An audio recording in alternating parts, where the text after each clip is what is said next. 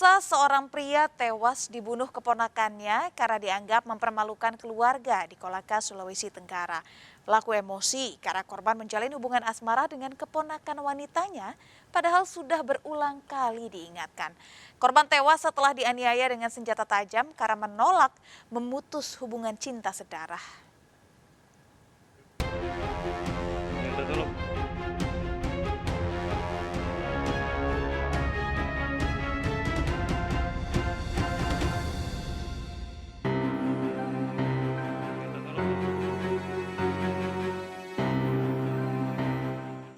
Ya, tolong Pak. Cowok-cowoknya Pak kalau bisa. Mayat Karim ditemukan warga di Kebun Jati, Sumber Rejeki, Watu Bangga, Kolaka, Sulawesi Tenggara setelah Haris, pelaku pembunuhan, memberitahu teman-temannya. Haris, pria berusia 25 tahun, merupakan keponakan korban, kemudian kabur meninggalkan desanya setelah melakukan pembunuhan. Polisi yang melakukan penyelidikan mengumpulkan sejumlah barang bukti di lokasi pembunuhan. Didapati senjata tajam yang diduga digunakan untuk menganiaya korban. Hasil otopsi di rumah sakit, leher Karim nyaris putus akibat luka senjata tajam. Polisi yang memeriksa sejumlah saksi pembunuhan dilatar belakangi hubungan asmara korban dengan keponakan perempuannya. Hubungan korban dengan tersangka itu ada hubungan keluarga dari pihak istri. Kalau motifnya apa, Komandan? Terkait motif dari pemeriksaan saksi yang ada untuk saat ini, yaitu adalah adanya hubungan asmara terlarang, namun kami masih melakukan upaya-upaya penyelidikan terkait penyebab lain dari peristiwa pembunuhan tersebut. Seperti itu. Kejadian bermula, Karim menjalin hubungan cinta terlarang dengan keponakan putri dari saudara kandungnya.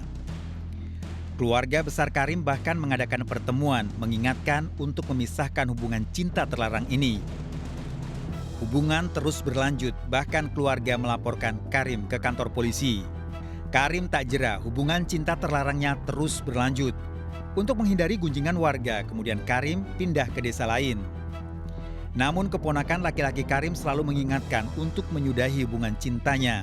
Karim tak mempedulikan hingga hubungan dengan keluarga dan keponakannya sering berujung pada pertengkaran.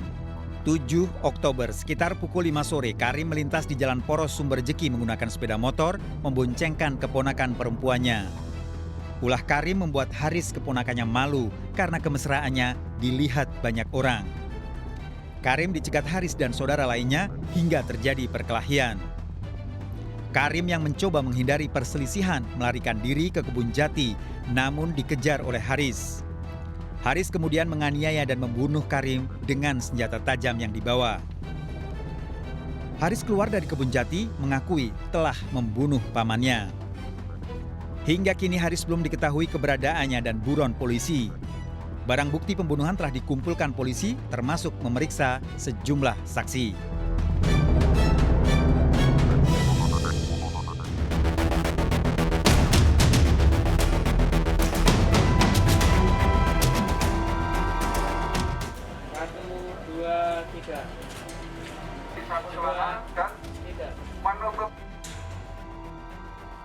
Desahan Ririn saat melakukan hubungan intim bersama Budi, suaminya di rumahnya, Grojogan Banguntapan, Bantul, Yogyakarta, menjadi penanda pembunuhan. Dalam rekonstruksi terungkap, Ririn memberitahu Olis selingkuhannya dengan suara desahan untuk membunuh Budi.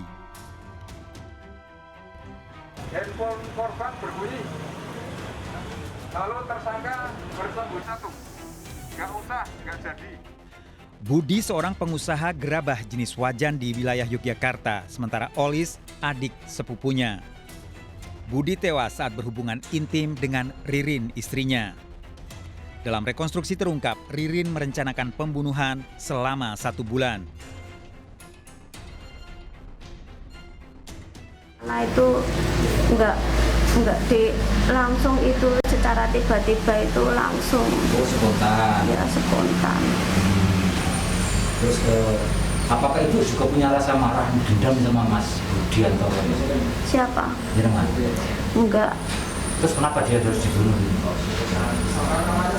Ya kurang tahu Pak. Pokoknya suami saya itu kemarin juga baik. Mayat Budi ditemukan warga di saluran air Surogedang, Sedayu, Bantul, Yogyakarta. Pelaku pembunuhan terungkap setelah Budi terjaring razia karena mengemudi mobil tanpa plat nomor. Dalam pemeriksaan di kantor polisi, Olis berubah-ubah memberikan keterangan. Awalnya mengaku membunuh korban di mobil hingga terungkap pembunuhan dilakukan di rumah korban. Itu nggak saya rencanakan, cuman saya jalan. Jadi saya jaga-jaga, kan dia membunuh saya. Jadi saya setiap mau jalan kemana-mana saya jaga-jaga, saya selalu membawa kawat. Olis mengaku merencanakan pembunuhan bersama Ririn, istri korban. Pembunuhan berlatar belakang perselingkuhan Olis dan Ririn. Hasil penyelidikan polisi, Ririn memiliki peran utama dalam pembunuhan suaminya. Dalam proses penyidikan memang kita banyak menemukan kejanggalan-kejanggalan dari pengakuan tersangka yang pertama kali kita amankan itu. Setelah kita kumpulkan saksi-saksi, bukti-bukti di lapangan, ternyata itu memunculkan tersangka baru. Karena dari hasil penyelidikan itu membutuhkan tersangka baru. Dalam hal ini setelah kita dalami, akhirnya kita dapat menetapkan satu lagi tersangka, yaitu istri daripada korban Budianto. Karena cintanya pada pria yang lebih muda, Ririn mengaku gelap mata hingga membunuh Budi yang telah menikahi sejak 15 tahun lalu. Waktu itu saya kan pas bantu itu pas pikiran saya kan kacau Pak, kacau kayak kosong, nggak kepikiran suami, nggak kepikiran, nggak tahu mikir apa. Ya pokoknya saya menyesal Pak.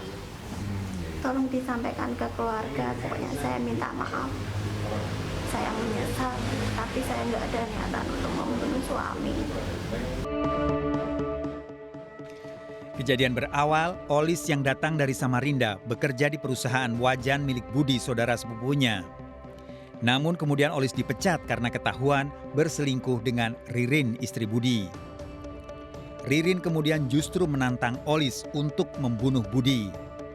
Ririn pun merencanakan pembunuhan. Setelah 1 bulan direncanakan, pembunuhan dilakukan. Olis menyelinap ke dalam rumah Budi dan bersembunyi. Olis mencari ruangan sambil menunggu Budi dan Ririn pulang dari pabrik wajan. Saat Ririn mengajak Budi berhubungan suami istri dan mendesah keras, Olis kemudian melakukan penganiayaan pada Budi dibantu oleh Ririn. Mayat korban sempat disimpan di gudang sekitar pukul 10 malam. Olis berencana membuang dengan sepeda motornya, namun badan Budi tidak muat. Sehingga Olis membuang mayat korban ke Sedayu, Bantul menggunakan mobil. Minta maaf sama keluarga suami saya. Saya minta maaf yang sebesar-besarnya. Saya nggak ada niatan untuk membunuh suami saya, benar Pak. Tolong disampaikan ya sama keluarga suami saya. Pokoknya saya minta maaf yang sebesar-besarnya. Pokoknya saya minta maaf yang sebesar-besarnya. Saya menyesal. Para terdakwa telah divonis hukuman 18 tahun penjara. Menurut Auli Grasinta, psikolog Universitas Pancasila, tumbuhnya cinta tidak bisa dikendalikan dan bisa tertuju pada siapapun karena perasaan. Namun dalam kehidupan, norma tatanan sosial masyarakatlah yang berperan mengendalikan cinta, sehingga rasa kasih sayang harus ditempatkan pada hubungan yang tepat. Rasa cinta ini kemudian harus dihadapkan pada sebuah norma dan realita tentunya. Nah, ada hal-hal tertentu di mana cinta ini atau sering dikatakan orang itu cinta buta ya begitu. Sehingga ini kemudian menggelapkan aturan sosial, menggelapkan norma, bahkan menggelapkan tadi mungkin agresivitas yang ada dalam diri sehingga dia tega untuk membunuh korbannya ini.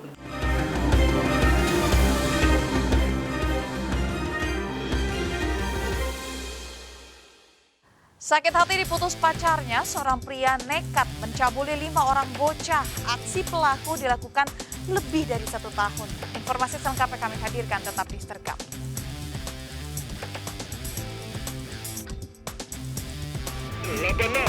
Bantuannya, 87 jalan kuda.